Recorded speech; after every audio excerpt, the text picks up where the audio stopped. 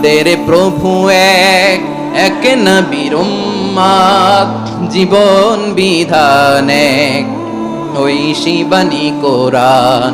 আমাদের প্রভু এক, এক নবীর উম্মত, জীবন বিধান এক, ওই শিবানী কোরআন।